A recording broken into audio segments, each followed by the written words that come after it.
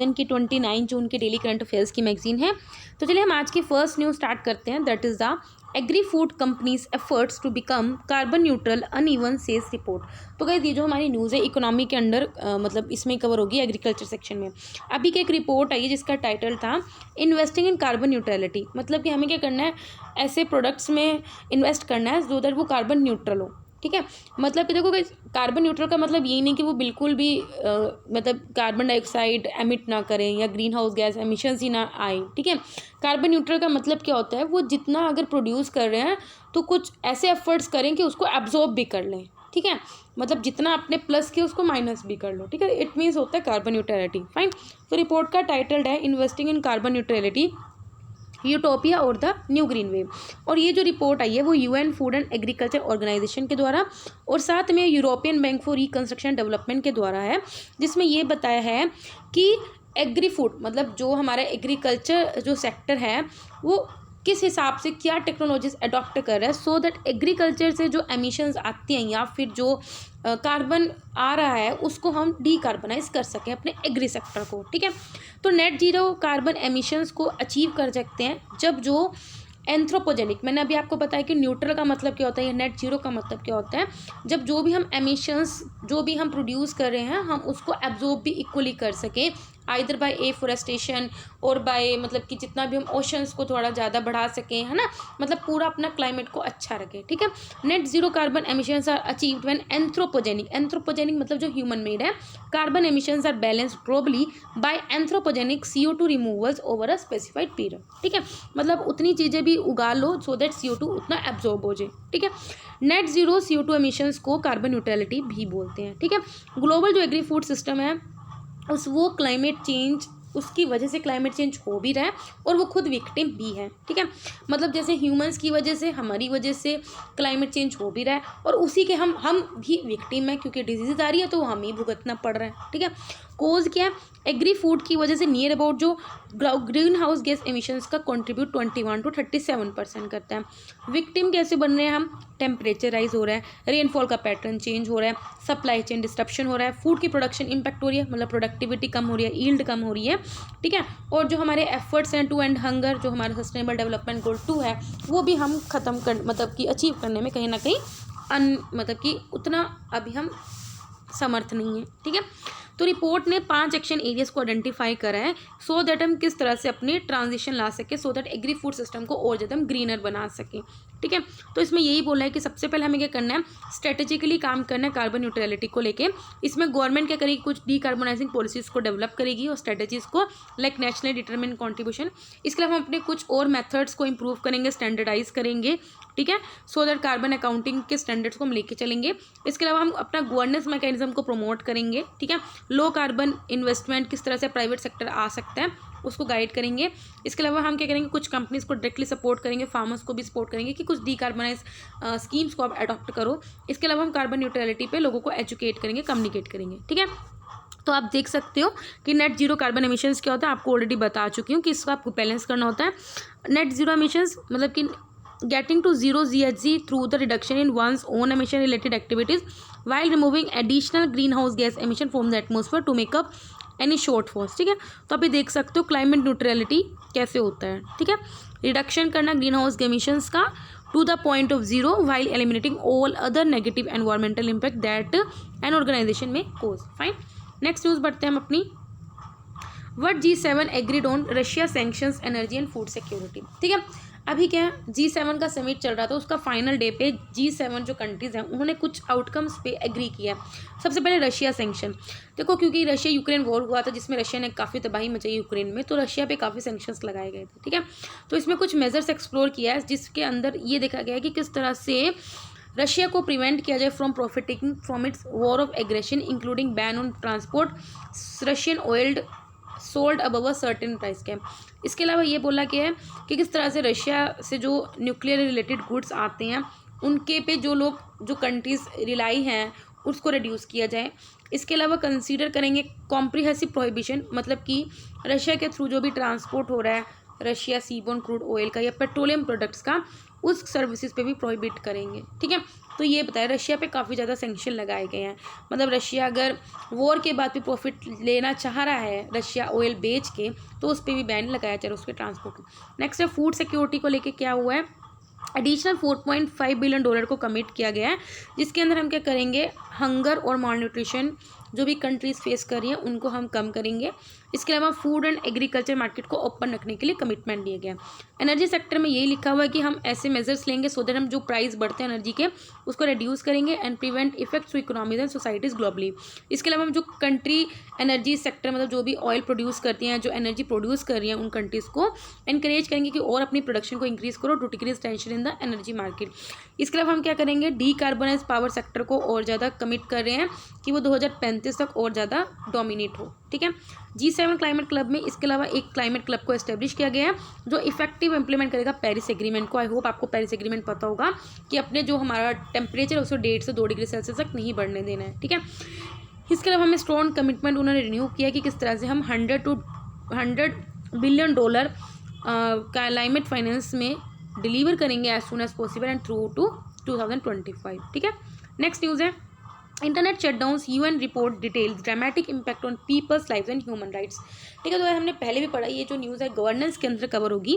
देखो अभी क्या है, इंटरनेट शटडाउन जैसे कोई एग्जाम होता है तो इंटरनेट आपके उस एरिया में बंद कर देते हैं, या कोई भी जजमेंट ऐसे आने वाली होती है तो भी बंद कर देते हैं ताकि हल्ले ना हो, हमारे यहाँ लड़ाइयाँ ना हो। ठीक है, UN ने बोला है कि कंट्रीज़ को कि आप जो इंटरनेट शटडाउन करते हो तो वो इम्पोज करने बंद करो। ठीक है, and it is a warning of dire consequences. अब अगर आप इंटरनेट शटडाउन करते हो तो इसका इम्पैक्ट क्या पड़ता है, ये UN रिपोर्ट ने देखा है। ठीक है, तो सबसे पहले क्या, जो भी इकोनॉमिक कॉस्ट है सभी सेक्टर्स की, फाइनेंशियल ट्रांजेक्शन्स रुक जाते हैं, कॉमर्स एंड, क्योंकि इंटरनेट नहीं होगा तो आपको जो फाइनेंशियल ट्रांजेक्शन करते हो वो भी डिसरप्ट होता है। ठीक है, या कॉमर्स जैसे जो अमेजोन या इसके थ्रू आप कॉमर्स कर रहे हो, जोमेटो कर रहे हो, तो वो भी डिसरप्ट होगा। इंडस्ट्रीज़ में जो ट्रांजेक्शन होंगी वो भी सब डिसरप्ट होगा। ठीक है, इसके अलावा क्या होगा, आप कहीं ना कहीं एजुकेशन प्लानिंग के साथ इंटरफेयर कर रहे हो। ठीक है, and participation in political debates और डिसीजन। इसके अलावा क्या कर रहे हो, ऑफकोर्स लोग क्या कर रहे हैं, अगर क्योंकि आजकल तो हेल्थ केयर भी डिजिटली प्रोवाइड है। ठीक है, तो कम्युनिकेशन में डिले होता है जिसकी वजह से हेल्थ केयर भी अच्छे वे में इम्पीडमेंट एक तरह का ब्लॉकेज है। ठीक है, इसके अलावा जो वुमेन एंड गर्ल्स को आप इंटरनेट फैसिलिटी दी गई है कि अगर आपको क्रिटिकल सपोर्ट एंड प्रोटेक्शन मिलनी चाहिए, ठीक है, तो अगर इंटरनेट ही नहीं होगा तो आपको सुआ मिलेगी, तो इस वजह से ये भी ठीक है। इसके अलावा मेंटल ट्रॉमा भी कोज होएगा by developing people of their only means of reaching the loved one. ठीक है, अब की रिकमेंडेशन क्या दी गई है इस रिपोर्ट के द्वारा, टू स्टेट्स मतलब टू डिफरेंट कंट्री, ये है कि state should refrain from the full range of internet shutdown. अगर कोई भी इंटरनेट शटडाउन होगा तो वो कब होना चाहिए, अगर clearly grounded in the ambiguous publicly available law, अगर आपको लग रहा है कि वो लिटरली लेजिटिमेट है, ठीक है, या प्रोपोर्शनल टू द लेजिटिमेट, मतलब कि वैधता होनी चाहिए। ठीक है, इसके अलावा कंपनीज़ को ये बोला गया है कि आपको क्या करना पड़ेगा, उन्हीं सब स्टेक होल्डर्स के साथ एंगेजमेंट कोलैबोरेशन बढ़ाना चाहिए सो दैट आप इस पे काम करो to prevent and reverse communication disruption. इसके अलावा ये बोला गया to development agencies and regional organization, international organization, इसको रिकमेंडेशन क्या दी गई है कि जो भी इंटरनेट शटडाउन की वजह से रिस्क होते हैं उनको कंसीडर किया जाएगा when designing and implementing cooperation program related to internet connectivity. बस सिंपल बात क्या है, कोई भी एजेंसी या कोई भी ऑर्गेनाइजेशन अगर कुछ भी डेवलप कर रहा है, ठीक है, तो उसको ये सब लेके कंसीडर करना पड़ेगा कि हाँ अगर कल को इंटरनेट शटडाउन हुआ तो जो उसने लेके आ रहा है, स्कीम लेके आ रहा है, वो क्या उसमें चलेगी या नहीं, और अगर नहीं चलेगी तो उसका अल्टरनेटिव क्या है। ठीक है, तो ये सब चीज़ें उसको कंसीडर करनी पड़ेगी। सिविल सोसाइटी मतलब कि हम जैसे आम लोग, तो उनको है कि it reinforce collaborative effort to prevent, detect, study and respond to internet shutdown। अब इंडिया में इंटरनेट शटडाउन से रिलेटेड क्या प्रोविजन होते हैं, किसके अंडर इंटरनेट को शटडाउन किया जाता है। करंटली क्या, अगर टेलीकॉम सर्विसेज को सस्पेंड करना होता है तो it is govern by the temporary suspension of telecom services public emergency and public safety rule, जो नोटिफाई किए गए under the Indian telegraph act 1885। ठीक है, 2017 रूल आए थे जिसके अंदर ये बोला था कि टेम्परेरी शटडाउन हो सकता है on a ground of public emergency up to 15 days at one, मतलब एक बार में 15 दिन तक हो सकता है। फाइन, नेक्स्ट न्यूज़ है Indian computer emergency response team extends 3 months for VPNs to comply with rule. ठीक है, तो अभी क्या जो कंप्यूटर इमरजेंसी रिस्पॉन्स टीम है इंडिया की, ठीक है, उसने क्या किया है, virtual private network providers and cloud service operators additional time to comply with new rule. मतलब सिंपल बात क्या है, जो भी प्राइवेट नेटवर्क होते हैं या फिर जो क्लाउड सर्विस ऑपरेटर्स हैं उनको एक्स्ट्रा टाइम दे दिया है कि जो न्यू रूल्स के साथ वो क्या कर सके, कंप्लाई कर सके। ठीक है, अब ये जो न्यू डायरेक्टिव्स कौन से थे अंडर IT एक्ट 2000 के अंदर, वो हम पढ़ रहे हैं कि कौन कौन से नए रूल्स लेके आई थी कंप्यूटर इमरजेंसी रिस्पॉन्स टू, जो इन ऑपरेटर्स को क्या करना है, उनके साथ कंप्लाई करना है। ठीक है, तो सबसे पहले क्या, जो VPN प्रोवाइडर्स हैं उनको क्या करना पड़ेगा, जो भी कस्टमर के जो नेम्स हैं उनको स्टोर करना पड़ेगा, उनके physical addresses, email IDs, phone numbers सबको स्टोर करना पड़ेगा, and the reason they are using the service. ठीक है, मतलब क्यों कर रहे हैं ये सब उनको बताना पड़ेगा। इसके अलावा VPN प्रोवाइडर्स को रिकॉर्ड भी रखना पड़ेगा IP और ईमेल एड्रेसेस का, जो भी कस्टमर यूज़ करते हैं अगर उनकी सर्विस रजिस्टर करते हैं, along with the time stamp of the registration. इसके अलावा virtual asset exchange and the wallet providers जैसे फ़ोनपे वगैरह हो गया, ठीक है, उनको भी रिकॉर्ड रखना पड़ेगा, नो योर कस्टमर KYC, और पिछले 5 साल में कितना फाइनेंशियल ट्रांजैक्शन किसी कस्टमर ने किया आपके प्लेटफॉर्म पे, ठीक है, उन सबका रिकॉर्ड रखना पड़ेगा। सभी गवर्नमेंट और private agencies including internet service provider या सोशल मीडिया प्लेटफॉर्म्स या डाटा सेंटर्स, उनको भी साइबर सिक्योरिटी से रिलेटेड जो भी इंसिडेंट ब्रीच किए हैं उनके रिपोर्ट करना पड़ेगा to within 6 hours of noticing time. ठीक है, VPN क्या है, वर्चुअल जो आपको प्राइवेट नेटवर्क होते हैं, ये एक एंक्रिप्टेड कनेक्शन है over the internet from a device to a network, जो क्या करते हैं, यूजर्स की ब्राउजिंग हिस्ट्री को हाइड करते हैं, internet protocol, IP address and geographical nature as well as their web activity and devices being used. ठीक है, अब ये जो computer emergency response team India की है, वो एक नेशनल एजेंसी है जो वेरियस फंक्शंस परफॉर्म करती है in the area of cyber security as per the provisions of IT act 2000। ठीक है, VPN काम कैसे करते हो तो आप देख सकते हो, यूज़र का जो डिवाइस है, चाहे आपका लैपटॉप हो चाहे आपका मोबाइल हो, ठीक है,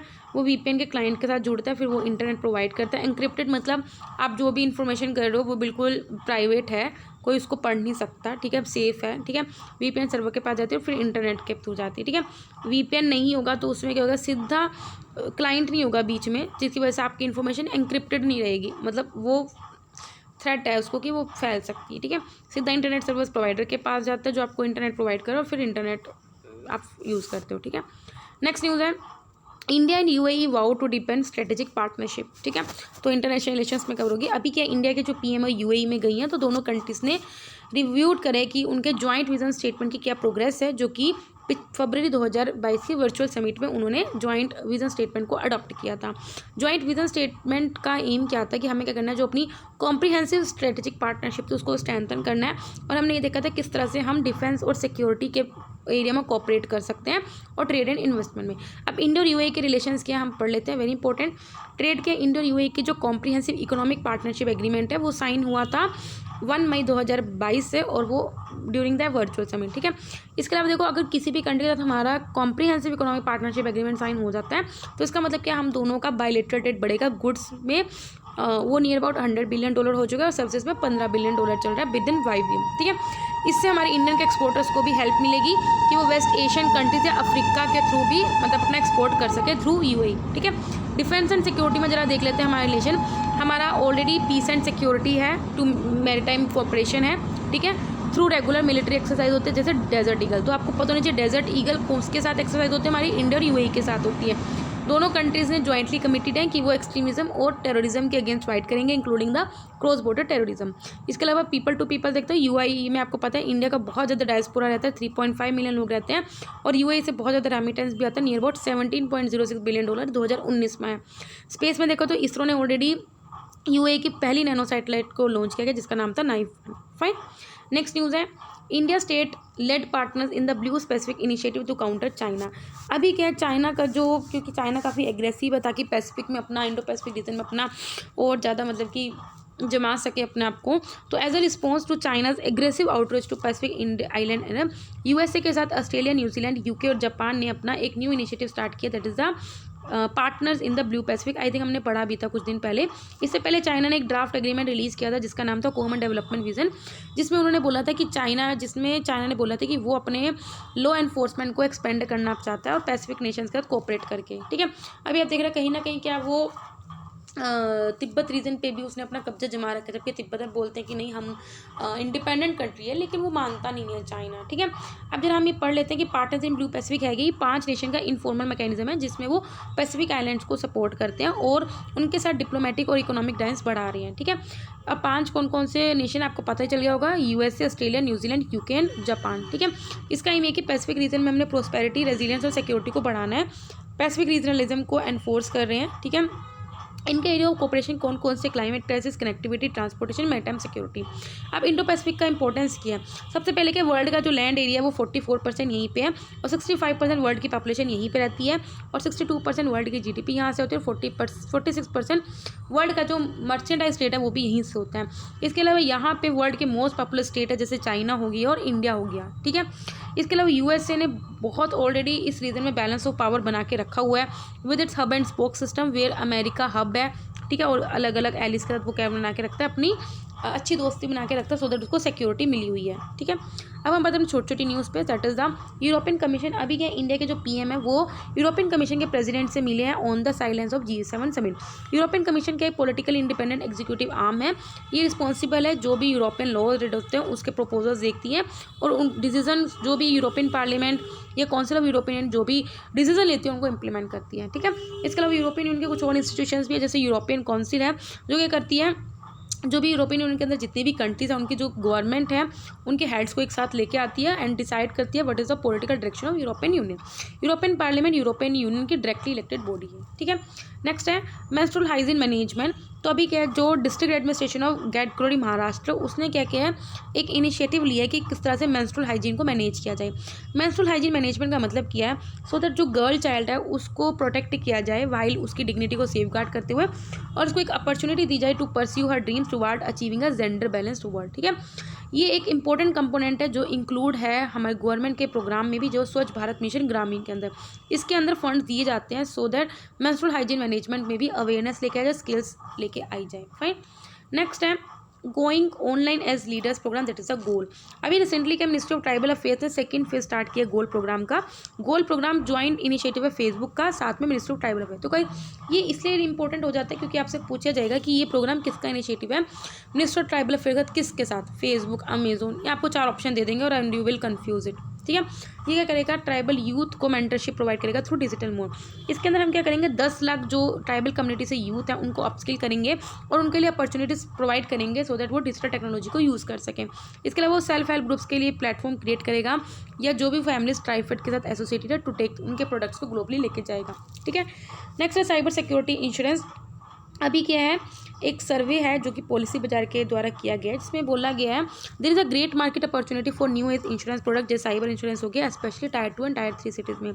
इंडिया में साइबर इंश्योरेंस क्या क्या कवर करता है, एक तो cost of restoration of the computer system, देखिए अगर आपके कंप्यूटर किसी मालवेयर ने ख़राब कर दिया तो आपको रिस्टोर मिलेगा, ठीक है। इसके अलावा cost of hiring specialise consultant to minimise loss, cost of defence in court of law if any third party files a suit, ठीक है। नेक्स्ट है impact site on moon. Recently क्या जो नासा का लूनर रिकॉग्नाइजेशन ऑर्बिटर है उसने कुछ double crater को स्पॉट किया है इन दैट इज़ एक अनयूजुअल इम्पैक्ट साइट है from unknown rocket on the moon. इससे पहले no other rocket body impact detected so far on the moon have created double crater, मतलब इससे पहले किसी ने भी मून पर डबल क्रेटर को डिटेक्ट नहीं किया। क्रेटर्स क्रिएट किए जाते हैं सैचुरन रॉकेट्स के द्वारा दैट पावर्ड अपोलो मिशंस जो single irregular in outline substantial larger होते हैं। रिसर्चर्स ने कंक्लूड किया कि ये जो रॉकेट है it is a booster of China की स्पेस एजेंसी का इसका है, ठीक है। नेक्स्ट है डायनेमिक वर्ड। गूगल ने रिसेंटली लॉन्च किया एक न्यू सर्विस जिसको डायनेमिक वर्ड बोला गया जो near real time land cover data आपको प्रोवाइड करेगी। डायनेमिक वर्ड को इससे मतलब आप ट्रैक कर सकते हो कि किस तरह से प्लैनेट चेंज हो रहा है in response to various natural and human activity जैसे फायर्स, फ्लड, डिफॉरेस्टेशन या अर्बन डेवलपमेंट की वजह से किस तरह से हमारा प्लैनेट चेंज हो रहा है। इस इन्फॉर्मेशन से साइंटिस्ट को भी हेल्प मिलेगी कि वो इकोसिस्टम को मॉनिटर कर सकते हैं और एक्यूरेट प्रेडिक्शंस और इफेक्टिव प्लान्स बना सकते हैं to protect the planet from future disasters. Next है नुनछोगा। तो ये बेबी मैमोथ्स रिमेन्स हैं जिसको डिस्कवर किया गया है from the permafrost south region in Canada की यूकोन टेरिटरी से, ठीक है। इसको ये नाम इसलिए दिया गया, इसका मतलब होता है बिग बेबी एनिमल, ठीक है। ये माना जाता है ये फीमेल होती है और डाई हुई थी during the ice age more than 30,000 years ago. इससे पहले भी एक पार्शियल मैमोथ काफ जिसका नाम था एफी, उसको 1948 में फाउंडेड किया गया था at a gold mine in Alaska के इंटीरियर में, फाइन। नेक्स्ट है rim of the Pacific exercise 2022। RIMPAC world की लार्जेस्ट नेवल वार गेम होती है जिसके अंदर 4 क्वाड कंट्रीज होती हैं और nations around the South China sea. आपको पता है कि क्वाड कंट्रीज कौन कौन सी है। इसको लीड किया गया है bye US navy and 27 countries ने इसमें पार्टिसिपेट किया है of the multinational exercise including India, ठीक है। लास्ट न्यूज़ है प्लेसेस इन न्यूज़। सबसे पहले स्कॉटलैंड जिसकी कैपिटल है एडिनबर्ग। तो स्कॉटलैंड ने भी fresh independence referendum vote announce किया है अक्टूबर 2023 में। 2014 के रेफरेंडम में स्कॉटिश वोटर्स ने इंडिपेंडेंस रिजेक्ट करी थी, बोला था, जिसमें 55% लोगों ने बोला था कि वो यूके के पार्ट में ही रहना चाहते हैं। यूके में आपको पता है वो England, Scotland, British Wales, northern Ireland, इन 4 रीजन से बनता है। ठीक है। पॉलिटिकल बाउंड्रीज नॉर्दर्न यूरोप में लोकेटेड है। Scotland makes up around 1/3 of the great Britain. ठीक है, मतलब सिंपल बात है, स्कॉटलैंड ने बता दिया कि वो अब इंडिपेंडेंट कंट्री है and it is not a part of UK. ठीक है। और अटलांटिक ओशन को नॉर्थ से कवर करता है, वेस्ट में इसके नॉर्थ सी है, ईस्ट में अटलांटिक ओशन इसके नॉर्थ और वेस्ट में है, नॉर्थ इसके ईस्ट में और इंग्लैंड उसके साउथर्न बॉटम में। जोग्राफिकल फीचर 3 पार्ट में कैटेगराइज है, northern highland, central lowland, southern upland. Highest point Ben नेविस है, लार्जेस्ट लेक नॉकनेस है, लॉन्गेस्ट रिवर ते है। बाकी नॉर्थ अटलांटिक ड्रिफ्ट से वार्म होता है स्कॉटलैंड एज आ टेम्परेचर ओशनिक क्लाइमेट। ठीक है, मतलब इसका जो क्लाइमेट है वो कूल, रेनी, विंडी सब कुछ आता है। ठीक है, तो गाइस यहाँ 29 जून के डेली करंट अफेयर्स कंप्लीट होते हैं। वीडियो अच्छी लगे तो लाइक करना, कोई डाउट हो कमेंट करना। तब तक बाय, टाटा।